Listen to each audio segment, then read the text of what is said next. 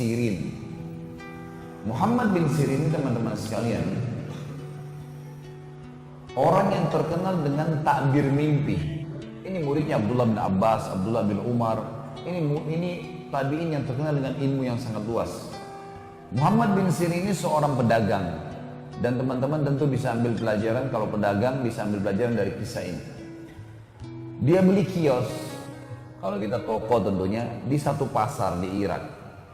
Karena dia beli toko di situ, maka semua orang banyak yang ikut beli di situ.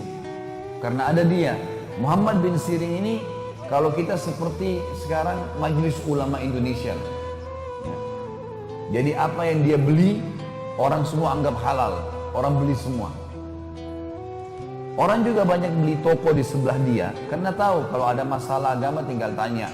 Kalau ada yang salah ditegur sama Ibnu Sirin. Dan ternyata pedagang-pedagang partai dari luar Irak kalau datang sering datang ke pasar itu nawarin ke Ibnu Sirin. Ini Ibnu Sirin barang saya misalnya. Orang-orang pasar nunggu Ibnu Sirin beli, maka mereka beli. Dan Ibnu Sirin pun kalau sudah beli dengan modal berapa dirham, nanti Ibnu Sirin naikkan harganya, orang pasar tetap beli, walaupun Ibnu Sirin ambil keuntungan. Yang penting sudah lewat sensornya dia nih. Ini majelis ulama, dianggap dia satu orang sudah cukup untuk memberikan fatwa. Tinggal cerita teman-teman sekalian, pernah satu waktu ada seseorang datang menawarkan keju dari luar Irak. Keju ini dari wilayah non-muslim, banyak sekali.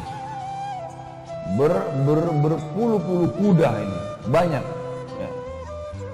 Kemudian gentong-gentong besar keju ini dibawalah ke tempat itu, tawarkan Ibnu Sirin. Pedagang banyak suka tawarin Ibnu Sirin karena dia ulama besar, tidak mungkin dusta, nggak mungkin nipu, dan kalau dia beli, orang lain semua beli, berarti pasti laku.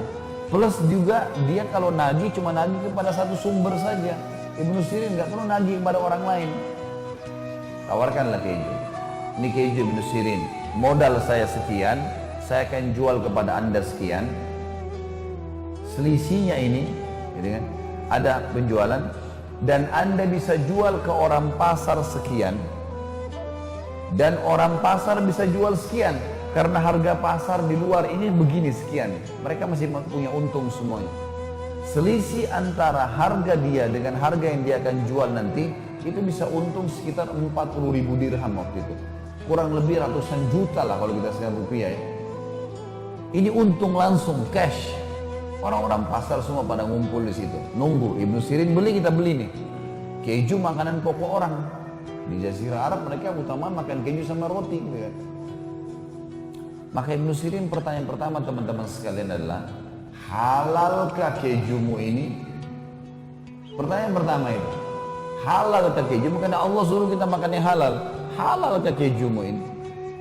Maka dia bilang, Ibnu Sirin, kata pedagang ini, keju, susu dikeringkan, kasih garam, jadi keju. Apa masalahnya?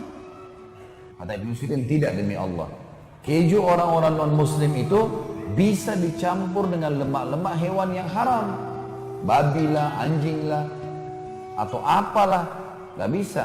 Kalau kamu sebagai seorang muslim berani bersumpah atas nama Allah menjamin buat saya ini halal, saya pegang perkataanmu dan kau tanggung jawab depan Allah hari kiamat, saya beli semua ini. Kata orang itu, saya nggak berani jamin. Ini sumpah atas nama Allah lalu dituntut hari kiamat, kan nggak gampang. Kata Ibnu Sirin, demi Allah saya nggak jadi beli. Orang ini lalu pergi, dia keliling di pasar, rupanya ada beberapa pedagang-pedagang yang kurang imannya, beli akhirnya. Besok paginya ada satu orang masuk ke pasarnya, tokonya Ibnu Sirin, beli barang 2 dirham. 2 dirham murah sekali ya. Dia beli, sambil beli dia ngambil ngobrol sama Ibnu Sirin, karena asyiknya ngobrol, tanya masalah hukum segala. Orang ini mau keluar toko lupa bayar. Kata Ibnu Sirin, saudaraku sebentar, barang yang kau ambil belum kamu bayar tuh, 2 dirham. Kata orang ini, saya udah bayar. Seingat dia sudah bayar. Kata Ibnu Sirin, demi Allah kau belum bayar. Dia bilang, demi Allah saya sudah bayar. Ribut, gara-gara 2 dirham. Orang-orang pasar teman-teman pada datang semua. Ada apa wahai Ibnu Sirin? Saudara kita ini datang, cerita sama saya, kemudian dia ambil barang di tangannya sekarang, dia belum bayar. 2 dirham. Saya suruh dia bayar, dia bilang dia sudah bayar. Demi Allah dia belum bayar. Dan dia sumpah demi Allah dia sudah bayar. Ini nggak mungkin. Lalu kata Ibnu Sirin, hai saudaraku, kepada orang yang ambil barang, kembalikan barang itu di tempatnya atau kau bayar 2 dirham. Orang ini karena malu, orang-orang pasar pada datang semua dibayar 2 dirham, murah sekali ya. Murah ini, dikasihlah.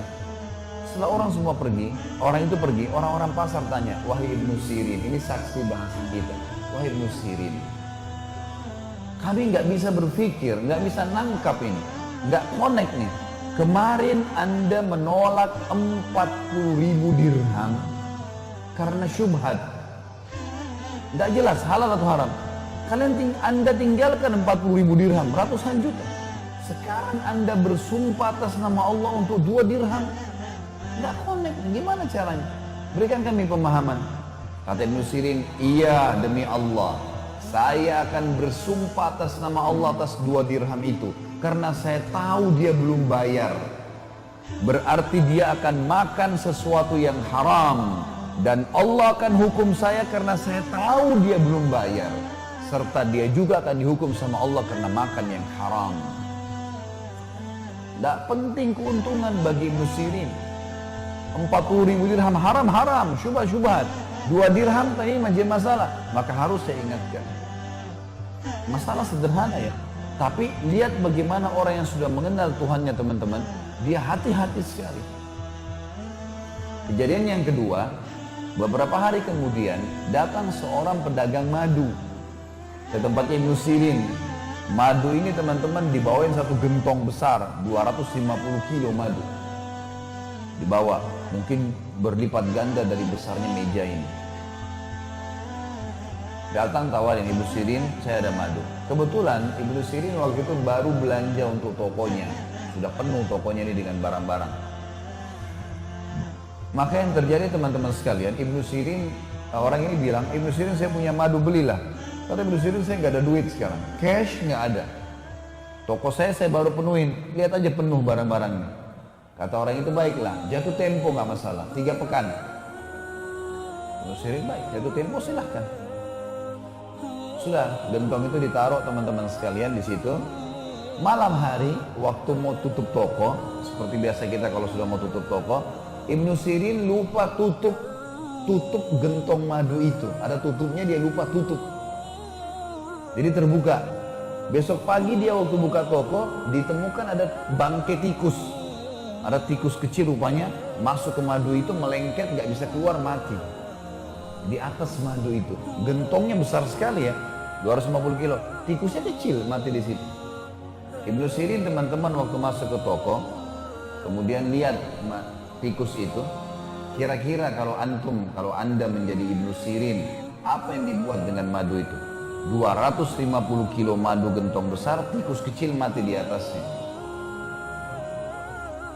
Yakin dibuang semua? Bagus sekali masyarakat yang pasar, Masya Allah. Saya acungkan jempol tuh. Ibnu Sirin bilang sama pegawainya, angkat nih gentong, bawa ke sungai, alirin di sungai. Bukan dibuang di tempat sampah ya. Ambil, alirin di sungai supaya tidak ada yang pakai madu ini. Dibuang semua. Waktu pegawainya Ibnu Sirin ini gentongnya besar, 8 orang yang angkat. Lewat di pasar, orang pasar semua lihat Ibnu Sirin mau jual madu kemana ya? Diikuti ternyata ke sungai, dialirin di sungai, dibuang. Orang-orang pasar tanya, Ibnu Sirin, madu mahal, ngapain dibuangin? Nilainya mahal ini. Kata Ibnu Sirin, tadi saya temukan ada tikus kecil mati di atas gentong, dalam madu, di atas madu itu. Maka saya buang. Saya tidak mau buang, saya tidak mau menjual, menipu muslimin.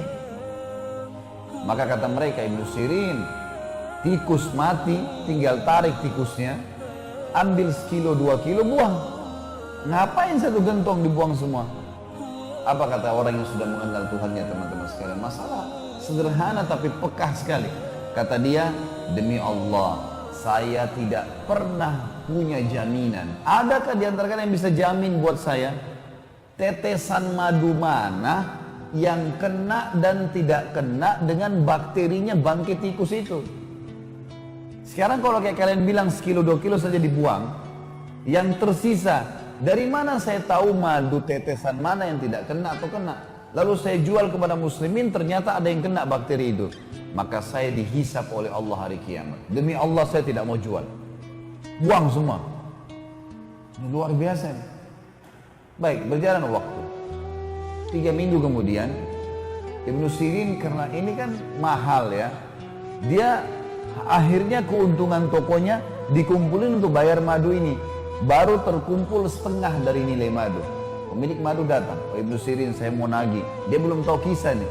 Kata Ibnu Sirin, madumu sebenarnya 3 pekan yang lalu tuh dimasukin tikus, saya buang karena saya takut menipu muslimin. Nanti Allah akan hisap saya. Jadi saya belum punya uang cash, baru setengahnya. Kalau kau mau ambil setengah ini dan ambil barang. Kalau mau ambil barang saya yang senilai. Silakan. Bijak sekali kan? Kata orang itu enggak, saya mau cash. Dan Ibnu Sirin belum ada. Kata dia, baiklah, saya kasih tempo lagi. 3 minggu lagi ke depan. Berjalan 3 minggu, ternyata Ibnu Sirin juga dengan hikmah Allah, barang yang dijual di tokonya cuma bisa terkumpul 3/4 saja. Uang cash cuma 3/4 saja. Belum bisa ke semuanya. Kata orang ini, kalau begitu Ibnu Sirin saya akan lapor ke hakim pengadilan. Dan Ibnu Sirin laporkan, silakan. Dilaporlah, hakim tahu siapa Ibnu Sirin, ini ulama besar. Ditanya, ada apa wahai Ibnu Sirin? Ibnu Sirin bilang, 6 pekan yang lalu saudara saya ini memberikan kepada saya madu, jatuh tempo, lalu masuk tikus, saya takut nipu muslimin, saya buang. Lalu saya kumpulin duit, baru 3/4 dari nilai madu itu. Sisanya kalau dia mau diambil barang, tapi dia nggak mau, dia mau cash. Hakimnya balik kepada pemilik madu. Bagaimana pendapat kamu? Dia bilang, saya mau cash. Saya udah bilang sama Ibnu Sirin dari awal, saya mau cash. Ya salah dia, kenapa dia nggak bisa kumpulin? Kenapa madu dibuang? Kenapa begini dan seterusnya? Kata hakim balik ke Ibnu Sirin, wahai Ibnu Sirin, hukum agama kita dan hukum pemerintahan kita menyatakan Anda harus kami tahan sampai Anda bisa membayar. Penjara nih. Kira-kira teman-teman kalau Anda di posisi Ibnu Sirin, mungkin kita merengek-rengek, maafin saya, nanti saya usahakan. Ibnu Sirin beda. Dia bilang penjarain saya pantas untuk dipenjara. Penjara saja. Udah masuk penjara. Penjaga penjaranya, kepala penjaga penjara teman-teman tahu Ibnu Sirin. Lalu dia datangi, dia mengatakan, Ibnu Sirin, saya ini kepala penjara. Semua yang masuk dan keluar di sini itu atas jaminan saya. Kalau saya ACC, kalau kita sekarang tanda tangan, izinkan, boleh keluar. Saya sekarang tanpa Anda minta, saya izinkan. Malam hari silakan pulang ke istri anak Anda, pagi datang lagi ke sini. Kira-kira kalau antum di posisi Ibnu Sirin, pulang atau tinggal di penjara? Ibnu Sirin bilang apa? Rahimahullah. Beliau mengatakan, tidak demi Allah. Saya tidak akan mendukung kamu melanggar peraturan pemerintah. Saya akan tinggal di sini sampai Allah memberikan jalan keluar. Ternyata karena keteguhan pada kebenaran ini teman-teman sekalian membuat apa? Tersebar berita satu Irak, Ibnu Sirin lagi hadapin masalah. Masyarakat muslim kumpulin duit. Mau bantu Ibnu Sirin nih. Uang yang terkumpul teman-teman sekalian cukup untuk membayar utangnya Ibnu Sirin yang 1 gentong madu tadi yang dibuang itu. Plus lebihnya bisa beli 10 gentong madu yang lain. Allah kasih gantinya. Komitmen sebentar saja dalam kebenaran, ada jalan keluar. Fa inna ma'al usri yusra. Memang begitu. Inna ma'al usri yusra. Di setiap kesulitan ada kemudahan. Pasti di kesulitan ada kemudahan, kata Allah. Komitmen, iman harus yakin. Gak bisa kita ragu dengan masalah itu. Orang kalau sudah tahu Tuhannya seperti itu teman-teman sekalian. Dalam kisah yang lain, Ibnu Sirin rahimahullah, beliau pernah mendengar ada satu anak muda lagi mencaci maki Hajjaj bin Yusuf. Kalau teman-teman belum tahu Hajjaj bin Yusuf ini, nama ini kalau dalam buku-buku sejarah Islam sudah divonis buruk sekali. Karena orang ini Dia panglima perang lah kalau kita sekarang ya. Mungkin menteri pertahanan, gitu kan. Jenderal perang khilafah Umayyah pada saat itu. Tapi orang ini agak zalim. Zalimnya itu kalau ada orang tidak sepaham sama dia dibunuh. Mau ulama pun dibunuh semua sama dia. Gitu kan. Sahabat Nabi dia nggak peduli. Hajjaj ini yang membunuh Abdullah bin Zubair, sahabat Nabi radhiyallahu anhu. Dia yang membunuh di Mekah. Gitu. Habis dibunuh disalib sama dia. Orangnya kejam sekali. Gitu. Ini kasih cerita teman-teman sekalian. Hajjaj bin Yusuf ini karena buruknya perbuatannya banyak orang yang cerita buruknya. Kayak mungkin kita sekarang kalau ada presiden, ada menteri, ada siapa, orang pada gosipin di jalanan. Ini teman-teman yang suka gosip ambil pelajaran. Ibnu Sirin lewat, dengar anak muda lagi caci maki, Hajjaj itu begini, begitu, begini. Apa kata Ibnu Sirin? Perkataannya begini. Sah ya ibna akhi. Sah itu artinya diam kau hai saudara. Diam, sekarang kamu diam. Fa innal Hajjaj aqbala ila rabbih.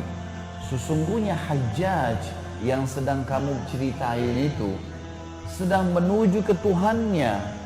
Dia sedang menuju kepada kematian. Wa innaka innama taqdumu 'ala Allahi yaumal qiyamah. Dan kau juga sedang menuju ke Tuhanmu. Kau sama dia sedang sama-sama menuju kematian.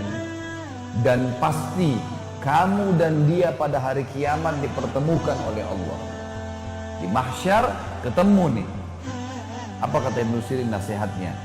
Satajid anna ahkara dzam min dzunubika asyarru ala nafsika min a'zam fa'alahu Hajjaj. Pada saat nanti kamu sedang antri ditimbang amalmu dan Hajjaj masih nunggu untuk ditimbang. Pada saat kau sedang hadapi timbangan amal itu, Hajjaj lagi nunggu belum ditimbang, kau akan temukan dosa yang paling kecil yang kau lakukan lebih berat di sisi kamu daripada dosa terbesarnya Hajjaj. Paham maksudnya? Jadi kalau kau lagi ditimbang amalmu nanti, dosa kecil pun bisa berbahaya buat kau, bisa masuk neraka. Itu pada saat ditimbang amalmu kau lebih takutin daripada dosa terbesarnya Hajjaj. Karena Hajjaj belum ditimbang amalnya. Itu artinya kamu hati-hati. Perbuatanmu sendiri bisa bisa menjerumuskan kamu. Lalu dibilang oleh Ibnu Sirin rahimahullah, "Falikulli imri'in sya'nun yughni."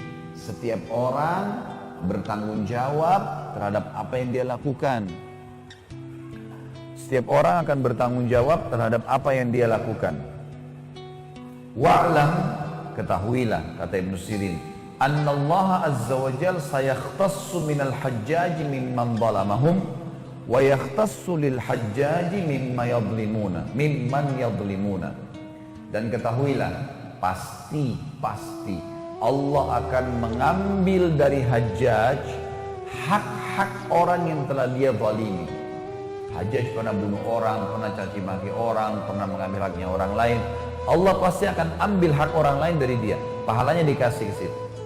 Tapi jangan lupa, kata Ibnu Sirin, juga Allah akan memberikan kepada Hajjaj hak-haknya dari orang yang menzaliminya. Paham maksudnya? Baik, kalau Hajjaj pernah bunuh orang, pernah ini, urusan dia sama Allah. Kalau kau bisa nasihatin depan matanya, nasihatin depan matanya. Kalau enggak, jangan. Karena kalau kau ceritain dia, kau pun nanti akan diambil pahalamu dikasih ke Hajjaj. Ngapain kamu kasih pahala ke dia? Seperti itulah bahasanya. Lalu kata dia, "Fala tashghilanna nafsaka ba'dal yaumi bisabbi ahad." Mulai sekarang jangan pernah kau sibukkan dirimu untuk mencaci maki orang lain. Ada orang subhanallah begitu ya. Tiap hari cuma tahu kesalahan orang lain. Padahal dia sendiri punya banyak kekurangan. Sibuk dengan keluarganya orang, istrinya orang, suaminya orang, anaknya orang lain, pembantunya, pegawainya, pekerjaannya, pakaiannya orang lain. Semua dicari kesalahannya. Ini apa manfaatnya buat dia? Nggak ada sama sekali.